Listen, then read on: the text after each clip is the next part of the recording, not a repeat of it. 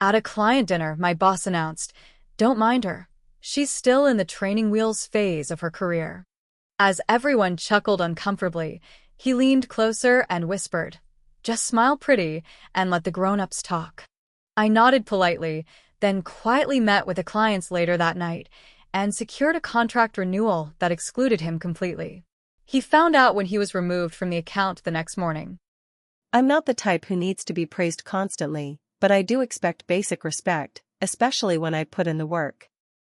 I'm 29, and I work at a mid-sized marketing firm in Denver. It's one of those places where if you don't play politics, you get ignored, unless you make yourself impossible to ignore. My boss Mitch is in his early 50s. Think shiny suits, big ego, louder than he needs to be.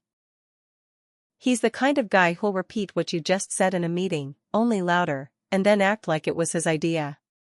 The kind of guy who's constantly mentoring women but somehow never listens to them. I got hired a year ago. Honestly, I needed the job. I was new to Denver, broke, and ready to grind. And grind I did. I stayed late almost every day. When Mitch left early to go network at the golf course, I was the one fixing client slide decks, rerunning numbers, and smoothing things over with our project team. A lot of my weekends were just me and my laptop. The client in question here is a big tech company out of Seattle. They have a satellite office in Boulder, so we're their regional marketing firm. They're worth a lot of money to us. If they pull out, it's a hit that hurts. I've been working with them closely. Building trust. Solving small problems before they got big. Mitch, on the other hand, only showed up when it was time to take credit or shake hands. So when this big dinner came up, the one that was supposed to set the tone for their contract renewal, I was ready. I prepped for 2 weeks. I had numbers, strategies, future campaign ideas. I even printed custom slide summaries and had them professionally bound. Nerdy, but I wasn't going to give them a single reason to second-guess us. Dinner was at this upscale place in Lodo. White tablecloths, wine lists with no prices, the whole vibe. I showed up early, nervous but excited. This was my chance to prove myself, not just to the clients, but to the partners at my firm. The clients arrived, all smiles. Maggie, their VP of marketing, gave me a warm hug. She's been great to work with. We sit down, order drinks, and start chatting. All good. Then Mitch shows up, late, already talking loud like he's the main attraction. I knew something was off when he barely looked at me. He sat at the head of the table and started schmoozing hard. Half the stuff he was saying was either off-topic or plain wrong. I tried to politely jump in and steer it back to the actual strategy, but he waved me off. Then it happened. I was mid-sentence, explaining some engagement data I'd gathered, real numbers that showed how our new campaign was killing it. And Mitch cuts in with a laugh and says, loud enough for the whole table to hear, "Don't mind her, she's still got the training wheels on. She's learning fast though." People laughed. Not because it was funny, but because they didn't know what else to do. I froze. Then he leaned toward me, real close, and whispered, "Just smile pretty and let the grown-ups talk." That hit harder than I expected. It was demeaning, and he knew it. He looked proud of himself. I just nodded. I didn't say a word. I smiled, like he wanted. But I started planning right then. The rest of dinner was him talking over people, interrupting, bragging about some weekend trip to Aspen, telling half-true stories about other clients. I stayed quiet. I ate half my meal, made small talk, then left early saying I had a call to prep for. Instead, I walked back to my car, sat in the driver's seat, and texted Maggie. Something simple. I thanked her for the dinner, said I really appreciated working with her this past year, and asked if she had 10 minutes for a quick chat. She replied, "Lobby bar. Now works?" I went. That chat turned into 2 hours. We ordered tea, not drinks. It was quiet. Calm.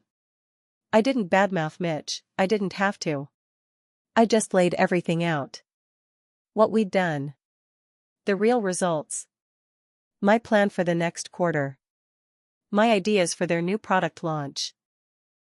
Everything I'd been trying to get through for months, but never had the space to say. Maggie listened. Took notes. Asked sharp questions. Then she said something I'll never forget: "You've been running this account without the title." I shrugged. She nodded, stood up, and said, "Let's fix that."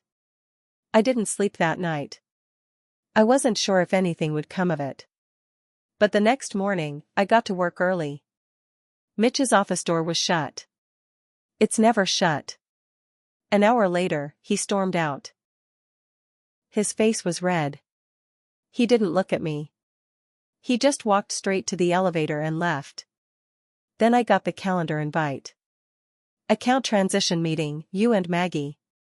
No Mitch. No CC. Just me.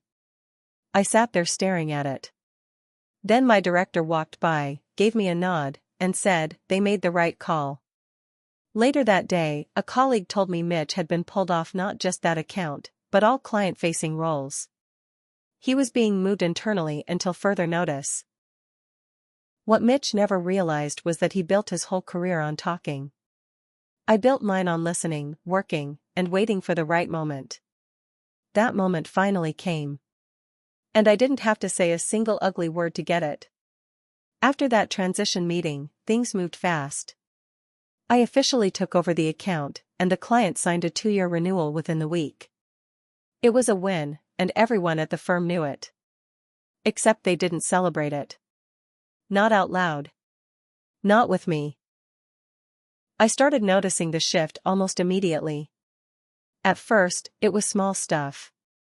My name got left off internal emails. Meetings I was supposed to be in were scheduled without me. Mitch's old work friends, a tight group of older guys who'd been there forever, suddenly got real cold. They didn't say much, but when they did, it was sharp. "Careful," one of them said as we passed in the hallway. "You make one of us look bad, you make all of us look bad." I didn't respond. Then came the office gossip. Someone told HR I'd gone behind Mitch's back. That I'd schemed to take the account. That I was using Maggie to climb. It was a joke. Maggie's married. I'm in a relationship. But that didn't stop the whispers. One of the partners, Greg, the same guy who used to call me kiddo in meetings, pulled me into a side office one afternoon. "Listen," he said, not smiling. "I don't know what happened with Mitch, and I don't want to. But let's just say this: sudden rise? It's put a target on your back. Lay low for a bit. Don't stir things up." I asked what that meant. He didn't explain. Just patted my shoulder and walked out. That's when I realized something: removing Mitch didn't fix everything. It exposed the cracks. And I had stepped right into them. A few days later, I found out Mitch hadn't been moved internally. He was still on payroll, but doing nothing. No meetings. No projects. Just sitting in his office. Waiting. And then I got called into HR. They said there was a formal concern filed about me, claiming I'd acted inappropriately with a client. When I asked who filed it, they wouldn't say. When I asked what I supposedly did, they said the client had denied anything inappropriate happened, but the complaint still needed to be taken seriously. It was a scare tactic. Meant to rattle me. I knew it. Mitch was still pulling strings. He'd lost his account, but he hadn't lost his allies. He was playing the long game.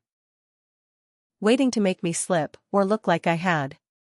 But what he didn't know was, I'd started documenting everything. Every message. Every strange comment.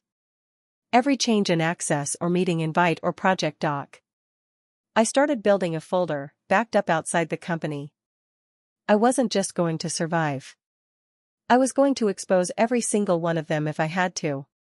2 weeks later, the HR concern was quietly dropped. No apology. No follow-up. Just gone. But the damage was done. People were treating me differently. Some avoided me. Others watched me too closely. I could feel it when I walked into a room, the shift in energy, like I wasn't supposed to be there anymore. Then something strange happened. I got a meeting invite from Mitch. Just him and me. Conference room B. No subject line, no agenda. Just a time. I almost didn't go. I knew it wasn't going to be professional. But I also knew if I didn't show, he'd use it against me somehow. So I went. He was already in the room, standing by the window with his arms crossed, like he was waiting to deliver a speech. He didn't sit down when I walked in. He just stared at me for a few seconds, then said, "You think you won?" I didn't respond. He stepped closer. "You don't know how things work around here. You don't push people like me out and walk away clean. You think those clients care about you? They don't. They'll use you, and when the shine wears off, they'll drop you like they dropped a dozen others." I kept my face still. Then he smirked. "You really think you got that renewal on your own? Maggie? She just wanted someone fresh. You were convenient." I didn't let it show, but that one stung a little. Just a little. Then he leaned in and dropped his voice. "You're not the first young star in this place. They all burn out. I'll still be here when you're gone." That's when I realized this wasn't about the client or the contract. It was about control. Mitch couldn't stand that he'd lost it, not just over the account, but over me. I didn't depend on him anymore. And that scared him. I left the room without saying a word. Later that week, I had dinner with Maggie and her team while they were back in town for an offsite. She picked up on my mood immediately. "You all right?" she asked. "You've been quiet." I shrugged it off, but eventually I told her the truth. Not everything, just enough. About the weird tension in the office. The HR stunt. The meeting with Mitch. She listened carefully, then said, "You need to protect yourself. If they're trying to push you out quietly, you need leverage." I asked what she meant. She didn't say it directly, but the look she gave me said everything. I needed something they couldn't spin. Something undeniable. The next day, I pulled my access logs for the internal shared drive. It wasn't hard. I had admin rights on the client folder now, and I noticed something weird.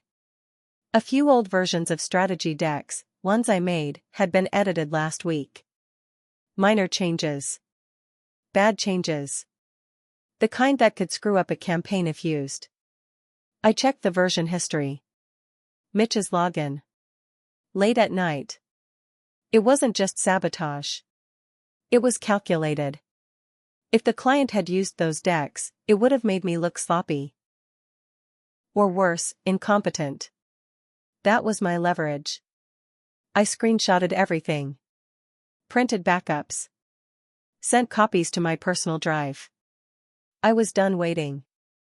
Next step, confrontation. But not just with Mitch.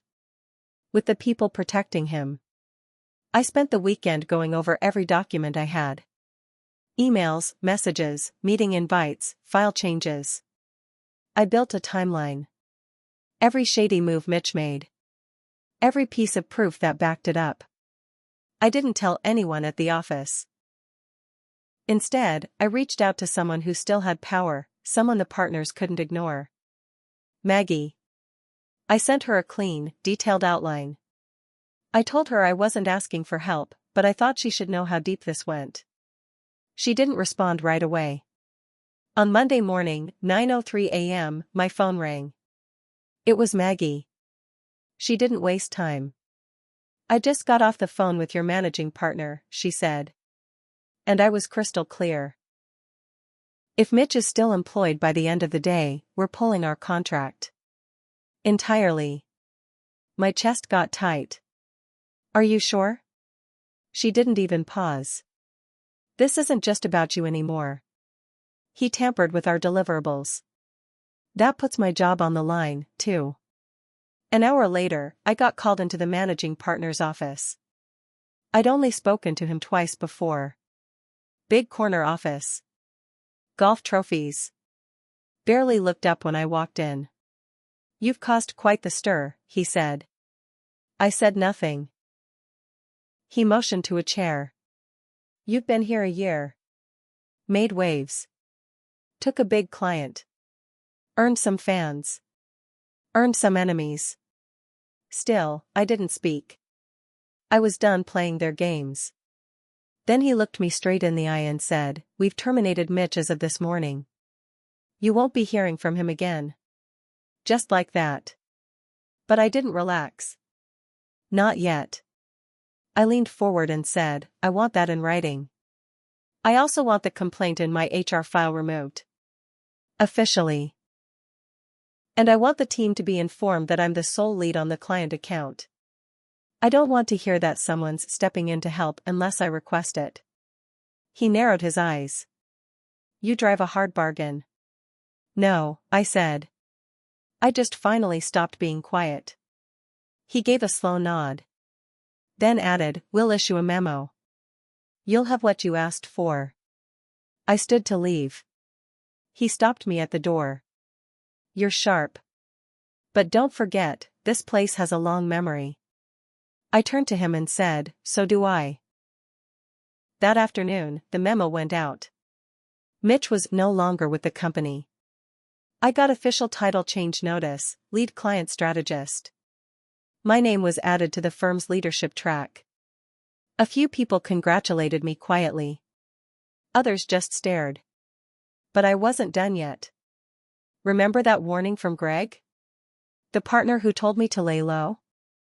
I found out he was the one who first leaked the fake HR concern. Covered his tracks well, but not well enough.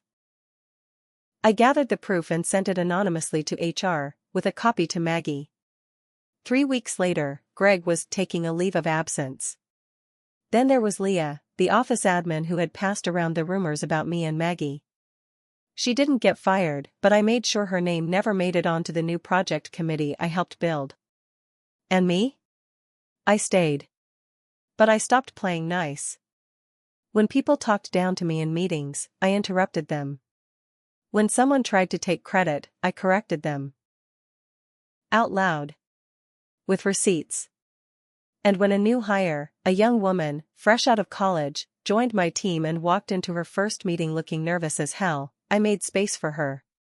I let her speak. I backed her up. I didn't need her to go through what I did to prove herself.